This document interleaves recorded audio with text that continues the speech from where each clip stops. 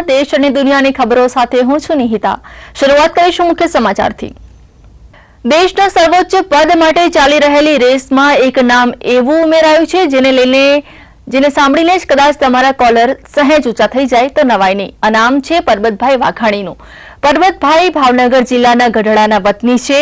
તેમણે રાષ્ટ્રપતિ પદ માટે પોતાની ઉમેદવારી નોંધાવી છે। તેમણે ઈચ્છા વ્યક્ત કરી છે કે જો તેમને આ પદ પ્રાપ્ત થશે તો વિજ્ઞાન અને ટેકનોલોજી ક્ષેત્રે વિકાસને પ્રાધાન્ય આપશે। ભાવનગર જિલ્લાના ગઢડા ખાતે આવેલ છેલપરા વિસ્તારમાં રહેતા અને ગઢડામાં A to Z શોરૂમ તથા ઇલેક્ટ્રોનિક્સ અને એન્જિનિયરિંગ પ્રોડક્ટ બનાવનાર પરબતભાઈ વાઘાણીએ રાષ્ટ્રપતિ પદ માટેની ચૂંટણી માટે ઉમેદવારી નોંધાવી છે।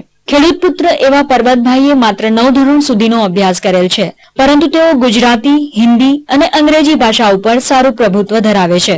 5 વર્ષ પહેલા અમદાવાદ ખાતે ઇન્વેન્ટરોના મેળામાં હાજરી આપવા આવેલા રાષ્ટ્રપતિ APJ અબ્દુલ કલામથી અંજાયા હોવાનું તેમણે જણાવ્યું હતું। રાષ્ટ્રપતિ પદ માટે ઉમેદવારી નોંધાવનાર પરબતભાઈ પ્રથમ ગુજરાતી બન્યા છે। અબ્દુલ કલામ સાહેબ અમદાવાદની અંદર અમારા ઇનોવેટરના ફંક્શનમાં આવેલા અને બધા જ ઇનોવેટરોને એ સ્ટોલ ઉપર મુલાકાત લીધેલી। ત્યારે એ લોકોએ કીધેલું કે ઇનોવેટર કે રાષ્ટ્ર તરફથી અમે તમને શું આશા તમે રાખો છો। ત્યારે ઇનોવેટરે ઘણા પોતાની માંગણીઓ રજૂ કરેલી, પણ એ કાંઈ એ લોકોની માંગણીમાં સંતોષી શક્યા નથી। ત્યાર પછી નાના માણસોનો કોઈ સાંભળવા વાળું ન હોય એટલા માટે મને એવું થયું કે આ જે રાષ્ટ્રપતિનો જે પદ છે એ આપણે દરેક માણસને સંતોષ આપી શકાય એવું પદ છે, એટલે મેં આની પ્રેરણા મળે મેં આની અંદર ફોર્મ ભરેલું છે।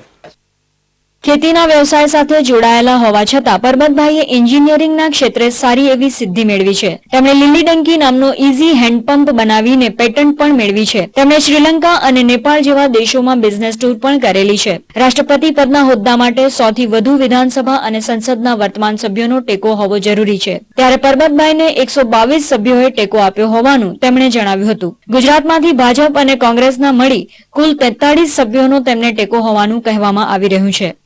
પબ્લિસિટી થવા માટે મેં આ ફોર્મ ભરેલું નથી। હા, તો અત્યારે રાષ્ટ્રપતિ બની ગયા પછી આ દેશમાં વિકાસ માટે મારે મુખ્ય લક્ષ્ય છે આ દેશનો વિકાસ, ટેકનોલોજી, ઇલેક્ટ્રોનિક્સ અને ઇનોવેટરો। આજે આખા દેશના 3600 ઇનોવેટરની આજુબાજુ છે, જેમાં 3600 માંથી એક પણ ઇનોવેટરની પ્રોડક્ટ કે જે કોઈને સહકાર કે કાંઈ મળેલો નથી।